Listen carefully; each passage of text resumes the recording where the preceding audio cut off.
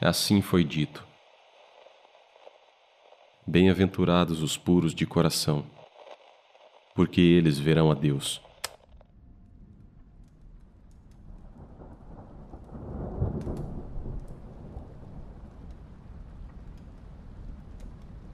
Pai Celeste, o que é o homem sem ti? O que é tudo o que ele sabe, por mais vasta que seja a acumulação, se não um fragmento lascado se ele não te conhece? Mesmo que pudesse abranger um mundo, o que é todo o seu esforço, se não uma obra inacabada? Se ele não te conhece, tu, o Uno, que és uma só coisa e que és tudo. Que possas então dar ao intelecto a sabedoria para compreender essa única coisa, a sinceridade para reconhecer este entendimento, a vontade, a pureza que quer apenas uma só coisa.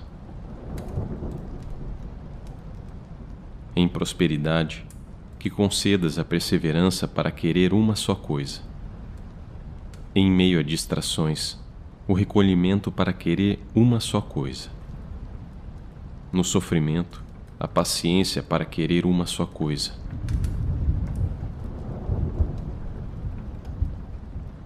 Apenas o eterno é sempre apropriado e sempre presente. É sempre verdadeiro. A sabedoria dos anos é confusa. Somente a sabedoria da eternidade é edificante. Pai Celeste, concedas a pureza de coração, que significa querer uma só coisa.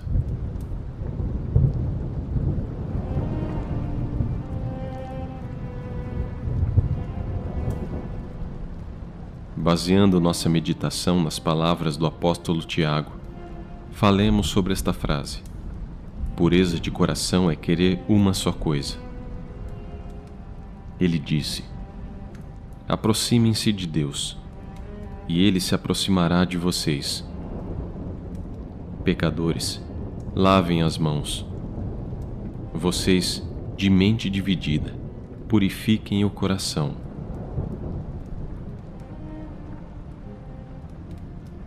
Somente os puros de coração podem ver a Deus. E, portanto, podem se aproximar de Deus. E somente pela aproximação de Deus é que eles podem manter essa pureza. A pureza do coração significa querer uma só coisa. Mas se uma pessoa quer uma só coisa, e essa coisa não é o bem, então ela não quer verdadeiramente uma só coisa, pois somente o bem é uma só coisa, em sua essência e em cada uma de suas expressões. Se um homem quiser verdadeiramente apenas uma só coisa, então essa coisa que ele quer deve ser tal que permaneça inalterada em todas as mudanças, de modo que ao querê-la, ele possa conquistar a imutabilidade. Se o que ele quer muda continuamente, então ele próprio se torna mutável, de ânimo ambíguo e instável. E essa contínua mudança não é outra coisa senão impureza. Na verdade, querer uma só coisa, então, só pode significar querer o bem, pois qualquer outro objeto não é uma unidade. O bem, sem condições e sem qualificações, sem antes e sem depois, é absolutamente a única coisa que um homem pode e deve querer. E ele é apenas uma coisa. O compromisso com o bem é uma decisão de alma inteira, na qual se busca o bem em verdade, pois Deus é Espírito e verdade. O homem só pode se aproximar de Deus através da sinceridade, por querer ser santo, como Ele é santo. A sinceridade é o que fortalece o indivíduo no caminho estreito, onde a tarefa é querer apenas uma só coisa. Em primeiro lugar, uma declaração deve ser feita. O homem que deseja o bem por causa de recompensa não quer uma só coisa, mas é de ânimo ambíguo. O bem é uma só coisa, a recompensa é outra, que pode estar presente ou não.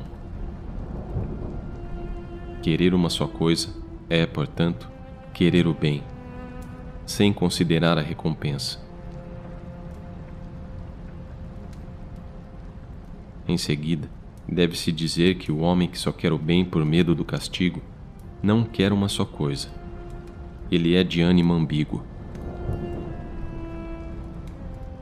Ele deve temer fazer o mal, mas se ele fez o mal, então ele deve, se realmente quiser o bem, desejar ser punido, para que o castigo o cure, assim como o remédio cura o doente.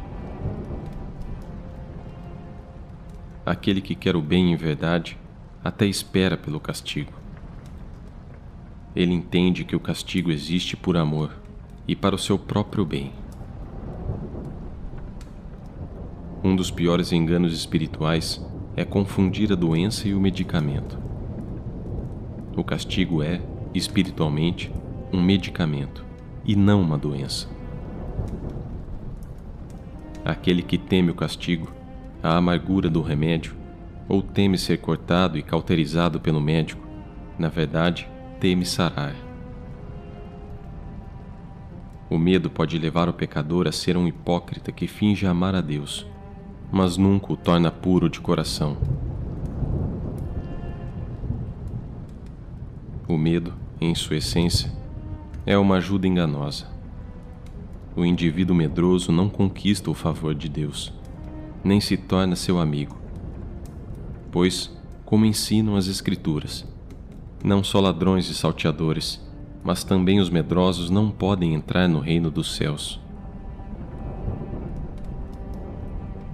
Para perder esse medo e se render a Deus, o indivíduo deve buscar a pureza de coração, que significa querer apenas uma só coisa, o bem.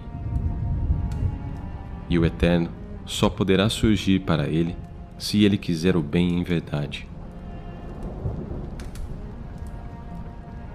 Em primeiro lugar, aquele que está verdadeiramente arrependido de seus erros e quer purificar o seu coração deve se responsabilizar por suas ações. Ele deve ter uma mente serena e deve se recolher de toda distração para se concentrar em si mesmo, como um indivíduo responsável perante Deus. Então, sozinho diante de Deus, ele deve confessar os seus pecados. Alguém poderia levantar a objeção contra a confissão, dizendo que não faz sentido confidenciar ao onisciente o que ele já sabe. Mas o penitente que se recolhe na confissão de seus pecados não será como um servo que presta contas ao seu senhor, mas sim alguém que está obtendo um novo conhecimento sobre si mesmo. O onisciente já sabe o que será confessado. No entanto, o ato de confissão é essencial para a sinceridade daquele que confessa. A oração não muda a Deus, mas muda aquele que a oferece. Assim também, o conteúdo falado na confissão muda aquele que confessa. O propósito da confissão e da exigência da pureza de coração é fazer com que o homem viva conscientemente como um indivíduo responsável.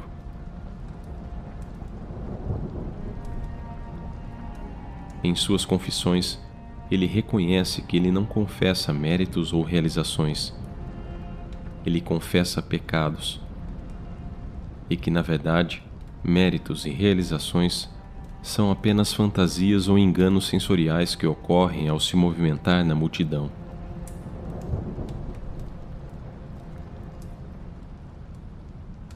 Além da confissão, há também a oração, onde busca-se a capacidade de sustentar o querer único em diferentes circunstâncias. A oração é um elemento fundamental no caminho para a pureza de coração, que é querer uma só coisa. A oração é o meio pelo qual se busca sustentar essa vontade única. E é através da oração que se alcançará a sabedoria necessária para o entendimento do bem. A oração é como uma chave que destrava a capacidade de focar no bem. Pois se o bem é uma só coisa e a vontade do homem é múltipla, a oração traz a pureza e a unidade a essa vontade, permitindo que o homem caminhe em sinceridade. Uma visão apressada poderia alegar que orar é um ato inútil, visto que a prece de um homem não altera o inalterável. No entanto, seria desejável que o homem inconstante conseguisse alterar a vontade de Deus? A verdadeira explicação é que a oração é um ato de transformação interna. Em resumo, a oração move o homem de um estado de ânimo ambíguo, ignorância e inconstância, para uma unidade de vontade, sabedoria e sinceridade, que são necessárias para se aproximar e permanecer no bem, preparando-o para viver como um indivíduo responsável diante de Deus. O ato de exigir a pureza em si mesmo, através da oração e da confissão, faz com que o penitente ganhe o eterno. E isso o fortalece na consciência de querer uma só coisa. Essa consciência é o caminho estreito, por onde cada um deve passar.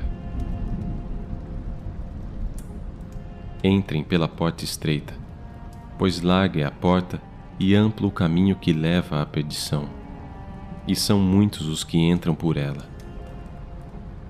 Como é estreita a porta e apertado o caminho que leva à vida, são poucos os que a encontram.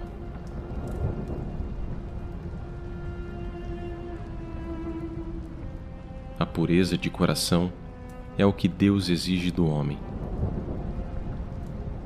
e é o que o penitente exige de si mesmo diante de Deus. Em outras palavras, que o vosso coração, de fato, deseja apenas uma só coisa, pois aí reside a pureza de coração.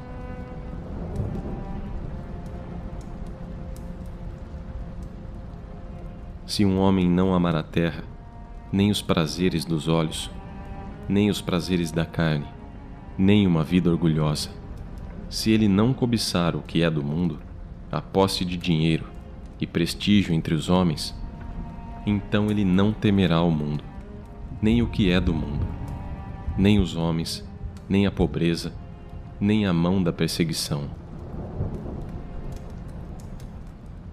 Aquele que teme estas coisas, como a perda de dinheiro ou de reputação, é uma presa da duplicidade de ânimo e se torna um escravo da humanidade. Prazer, honra, riquezas e poder, e tudo o que este mundo tem a oferecer, apenas parecem ser uma só coisa. Tais objetivos não permanecem uma só coisa, mas estão sujeitos a uma contínua mudança. A unidade deles é, na verdade, um vazio escondido sob a multiplicidade. O objeto mundano sempre muda para o seu oposto no momento seguinte. O prazer extremo torna-se nojo. A honra terrena, no seu ponto mais alto, torna-se desprezo pela existência. E a superabundância de riquezas não é outra senão pobreza. Na morte, o objetivo mundano muda para o nada. Essa mudança contínua é nada mais nada menos que a impureza.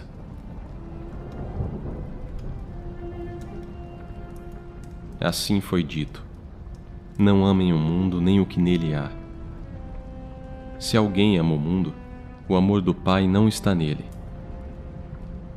Pois tudo o que há no mundo, a cobiça da carne, a cobiça dos olhos e a ostentação dos bens, não provém do Pai, mas do mundo. O mundo e a sua cobiça passam, mas aquele que faz a vontade de Deus permanece para sempre.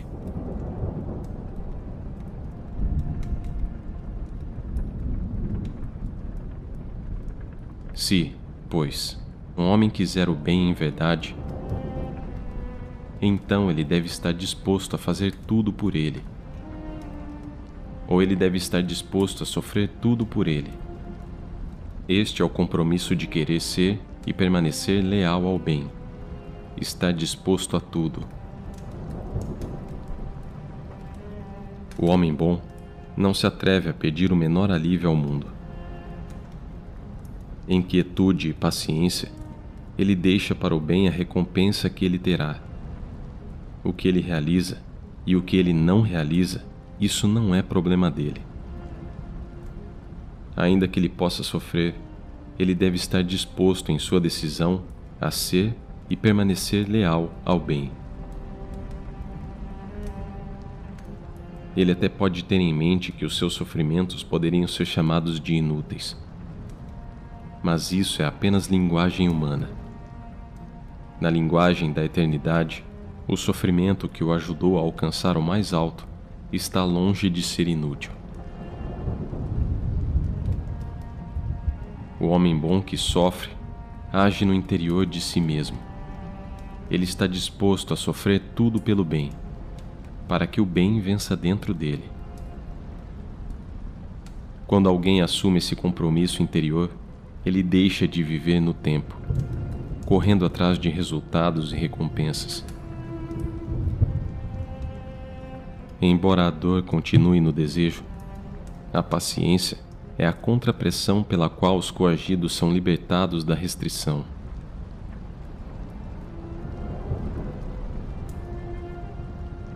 Aquele que confia sinceramente em Deus é um verdadeiro entusiasta. Não como uma vela que se apaga ao vento, mas como um grande fogo que a tempestade não consegue extinguir. Mesmo que o mundo o faça sofrer, ele não perde nada.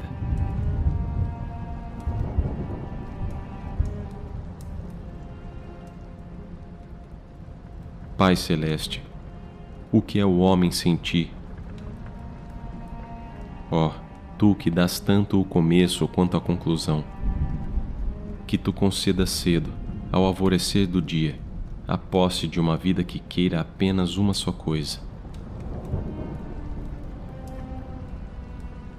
Que tu possas conceder a vitória no dia da necessidade. Que aquilo que nem o desejo forte, nem a determinação humana conseguem alcançar, nos seja dado através do arrependimento. Isso é, que possamos querer apenas uma só coisa: o bem.